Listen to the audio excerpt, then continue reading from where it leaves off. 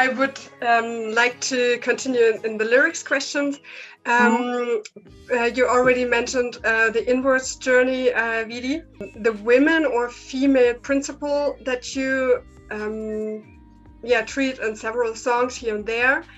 And in inwards, you even quote the Song of Songs with the exact number of the chapter. And this is the English translation of the Old King James Bible, in which I think it's Sulamit who's described in this verse, is described in a very violent, even destructive way, with her seductive powers described with military vocabulary. And this is the only English Bible translation that has this. Why did you choose exactly this English version of the verse?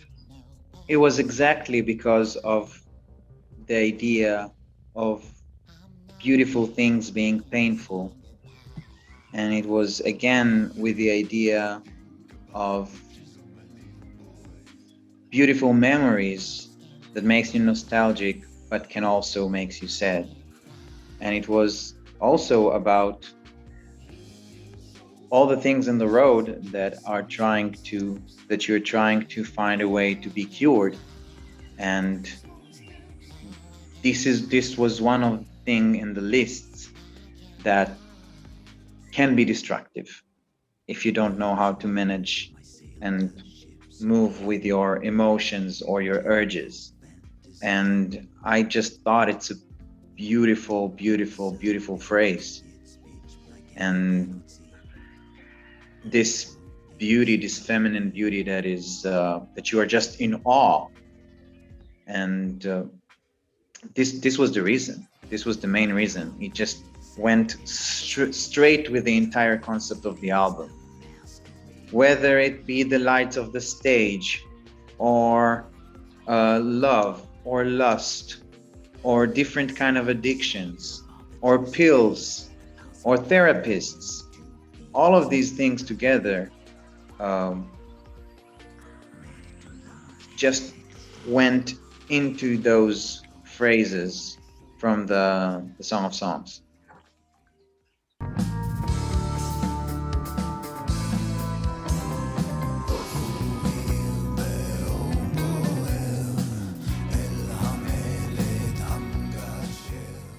You have one song in your mother tongue, Hebrew. Also, I think it's the first, except for the Hebrew version of Nomad on the Pros and Cons album. And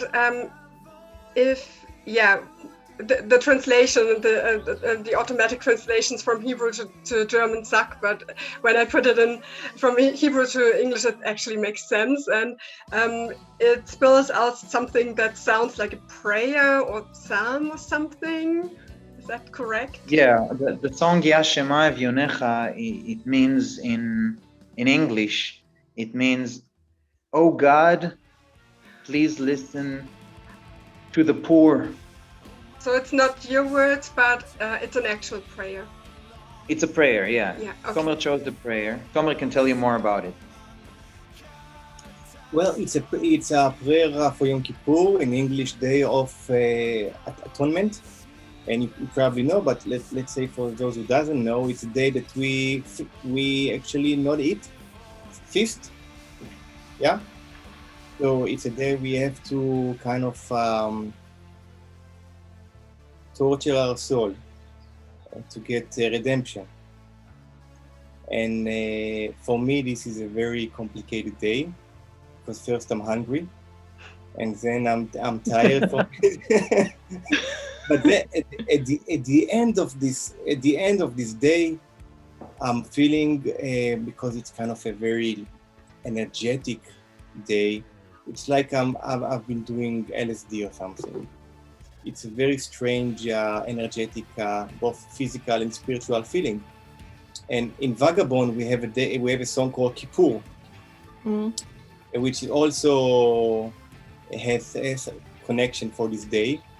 And Yashema Evyonecha is a prayer we sing during this day, which means God listen to those poor people in front of you is asking for mercy.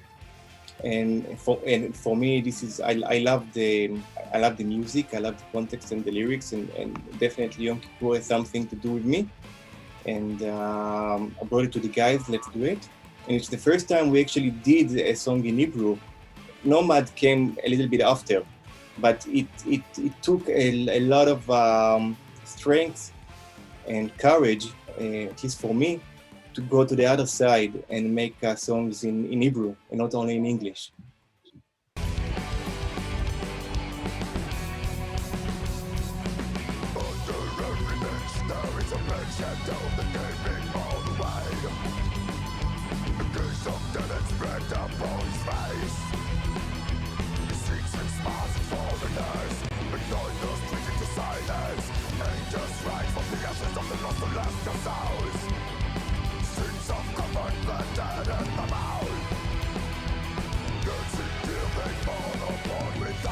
My next question is also to you, Toma. The sound of Mountain Fever is also much heavier than the previous Subterranean Masquerade albums. How did it come? Was it a normal development? Yeah. To change the sound a bit? We wanted to be more updated, so we went to the best studio money can buy, and did the drums with David Castillo, who did amazing productions, and Jens Bergen did the mixes. So when you choose a guy like Jens, you pretty much know what is the kind of sound you're going for. And so we wanted to be in the same line with all those major label, major key bands that sounds great. We want to sound great as well. Plus, our music is much angrier on this album, or maybe not angry is the right word. Maybe it is louder. It is more rock. It is more metal. It is heavier in a way, and it was definitely intentional. We did everything to make it sound like it.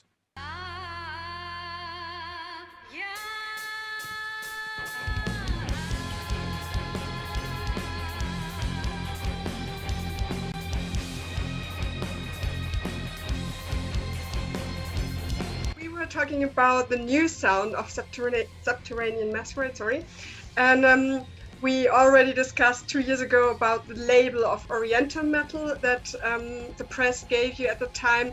Now people tend to label you more as progressive metal. You yourself, on your own presentations, you describe yourself as world music oriented, symphonic, prog rock metal. Is this new label you give yourself the cause or the effect of the musical evolution of the band?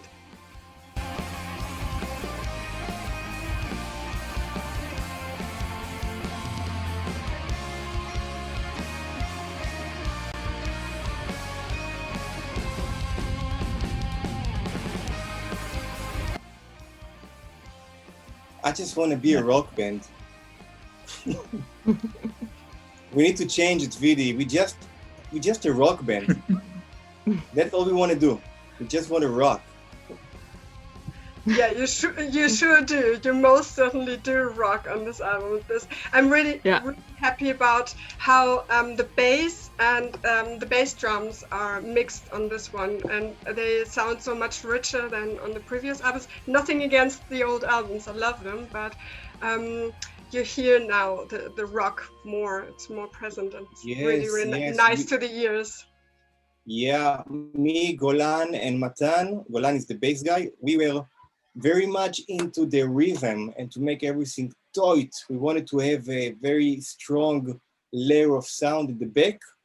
So it supports everything, and it supports the vocals and the keyboards and the violins and all the other instruments. But this album, we created a very strong wall of sound behind us. So it's definitely a more rock sound.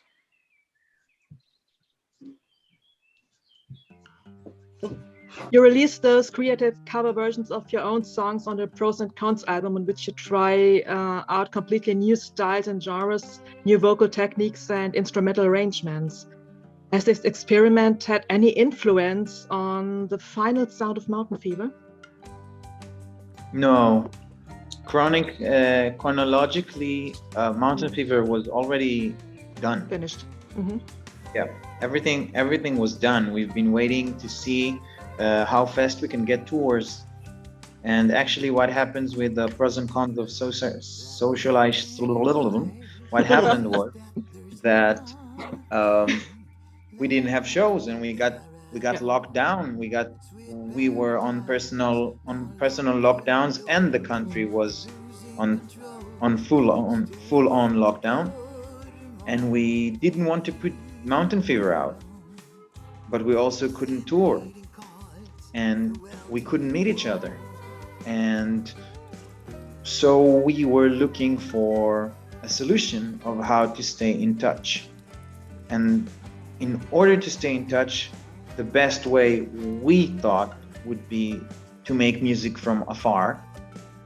And the job was to try something we've never done before. No turning back. What you record at home is what you get. Much less production around it. And mostly we just wanted to have fun with one another. It wasn't such a serious project. We took it seriously, but for us it was just about maintaining the bonding together of the band, of the artists. So when we put Mountain Fever out, the band, we don't need to kind of stretch ourselves and get back in shape, because we are in constant touch with each other. So no, there was no connection at all, and there was no influences of pros and cons on Mountain Fever. I think that after Mountain Fever, Shai got a lot of room with his synthesizers. So I think in the pros and cons, you get a lot of synthesizer music because of the process that happened on Mountain Fever. And also, I noticed that your vocals got more diverse in the last 2 years. I mean, you already have like 10 million styles of vocal techniques, but in the last 2 years, you even expanded your means of expression of your voice. This is what I noticed. Thank you. I think I don't know exactly what to say, but I'm happy.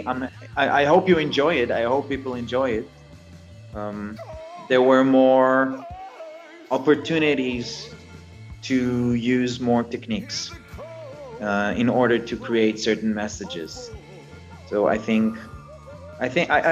don't think it's about, oh, let's see what more I can do right now. Everybody, hey, check out the new thing. But I think it's more about, okay, just like a guitar has a distortion pedal and a certain reverb and then a different reverb, I think it's the same. It's like, okay, what can I do that will serve the song?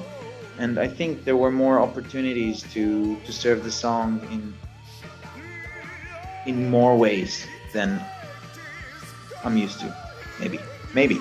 I don't know. Maybe.